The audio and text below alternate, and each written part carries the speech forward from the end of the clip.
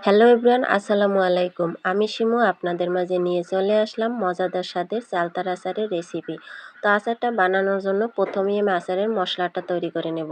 এখানে শুকনো মরিচ দিলাম ৫-৬টা, ২ টুকরা দারচিনি, ২টো গোলমরিচ, ২টো লবঙ্গ, একটা সাদা এলাচ, দিয়ে দিলাম গোটা ধনিয়া, পাঁচফোড়ন। তারপর এখানে দিয়ে দেবো গোটা জিরা, একটা তেজপাতা। এগুলো হালকা নেড়ে ভেজে তারপর আমি এটা গুঁড়ো করে নেব। তো চলেন মূল রেসিপিতে চলে যাই। এখানে চালটা আমি কুচি করে কেটে ধুয়ে পরিষ্কার করে নিয়েছি। দিয়ে দেব পরিমাণ মতো সেদ্ধ হওয়ার জন্য পানি, স্বাদমতো লবণ, স্বাদমতো চিনি আর একটু হলুদের গুঁড়া দিয়ে মিশিয়ে এটা আমি ঢাকনা দিয়ে রান্না করে নেব। তো যখন হালকা সিদ্ধ হয়ে আসবে, পানিটা কমে আসবে, তখন আমি দিয়ে দেব সেই মশলাটা। দিয়ে আমি পানি শুকানো পর্যন্ত রান্না করে নেব। তো পানি শুকিয়ে আসলে নামিয়ে আসলেই হয়ে যাবে মজাদার স্বাদের চালতার আচারের রেসিপি। তো আজকে এ পর্যন্তই। দেখা হবে নতুন কোনো ভিডিওতে। সে পর্যন্ত সবাই ভালো থাকবেন, সুস্থ থাকবেন।